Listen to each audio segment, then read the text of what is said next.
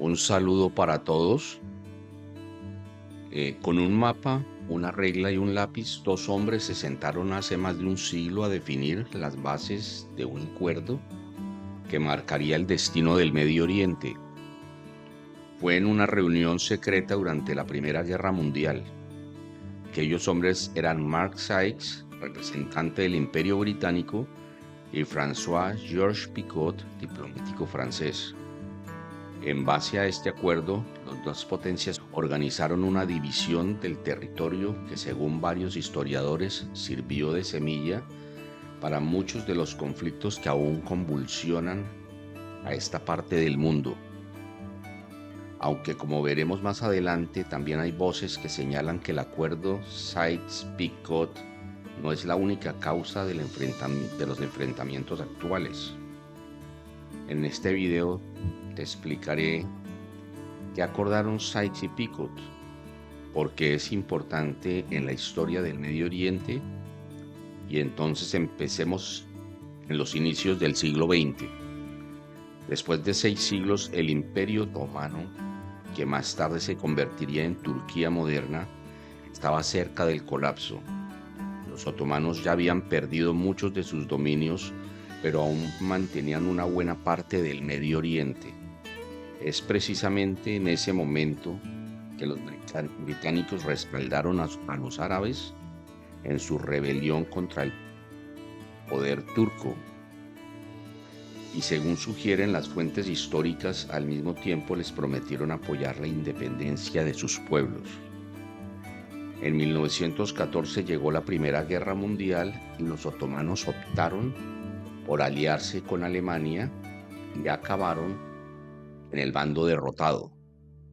Pero mucho antes del final del conflicto, franceses y británicos ya estaban planeando un escenario de la victoria. Y esto incluía dividir el Medio Oriente en una zona A francesa y una zona B británica. Sin embargo, no incluía el reconocimiento de la independencia árabe. Sykes y Picot, los que habían designado para liderar este proceso, tenían experiencia en administración colonial. Las negociaciones comenzaron a finales de 1915 y las bases fueron ratificadas según meses después, cuando se firmó con el nombre oficial de Acuerdo de Asia Menor, aunque pasó a la historia con los apellidos de sus negociadores. ¿Y cuáles eran los intereses de las potencias coloniales? Francia quería asegurar su posición en Siria, donde tenía grandes inversiones económicas. Reino Unido quería garantizar un acceso seguro a India, la mayor de sus colonias, a través del canal de Suez que antes controlaban los otomanos.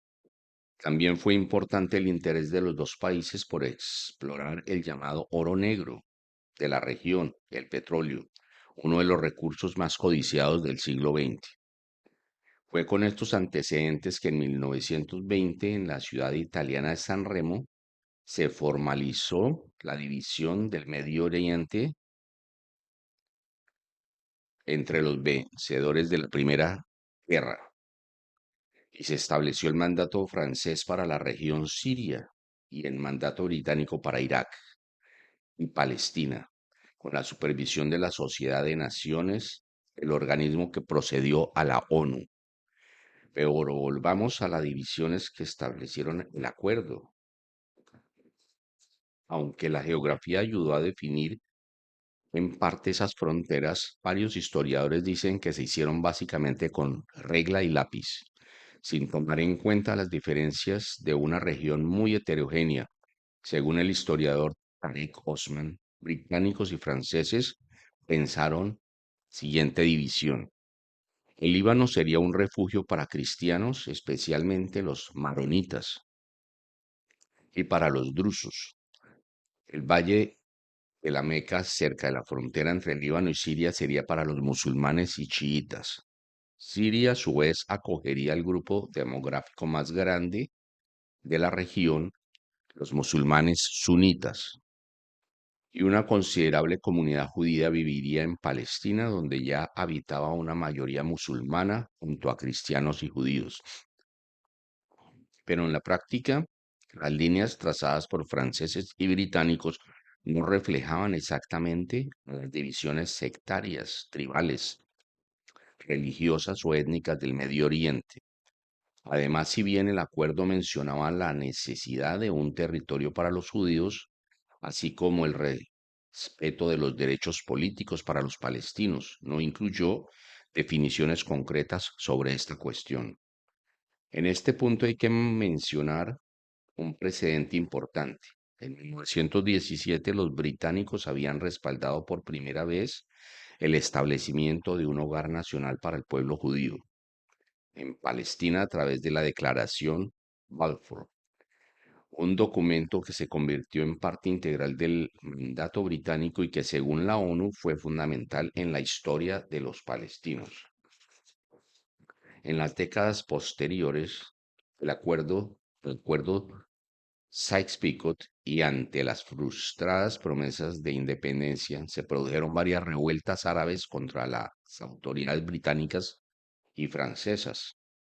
La respuesta fue muchas veces una violenta represión, como la insurgencia en Irak en la década de 1920 o la revuelta árabe en Palestina en la década de 1930, que dejaron miles de muertos, heridos y una gran destrucción. La represión británica también alcanzó a las milicias judías que exigían el derecho a establecerse en Palestina. Pero con la Segunda Guerra Mundial el escenario cambió. Primero llegó el final del mandato francés y entre 1943 y 1945 surgieron Líbano y Siria como países independientes. Después de conocerse el horror del Holocausto, en el que los nazis persiguieron y asesinaron millones de judíos, el plan para crear un Estado judío en Palestina ganó fuerza y obtuvo el apoyo de las principales potencias. En el acuerdo de Sykes-Picot también se consideran entre sus consecuencias la guerra civil en el Líbano entre los musulmanes y los cristianos, o el ascenso en el 2014 del autodenominado Estado Islámico, el grupo yihadista que intentó restaurar un califato islámico entre Siria e Irak. Pero muchos especialistas coinciden en que las divisiones de este acuerdo fueron arbitrarias y que, como recuerda el experto en el mundo árabe Tarek Osman, muchos de los problemas sociales que, que enfrentan hoy en día la población árabe en una de las zonas más convulsas del mundo son consecuencias del tratado firmado por el Reino Unido y Francia. Si les gustó el video, pueden darle un like. A los que no se han suscrito al canal lo pueden hacer ahora y pueden dejar sus comentarios. Pueden también compartir el video en sus redes y nos vemos hasta el próximo video, amigos.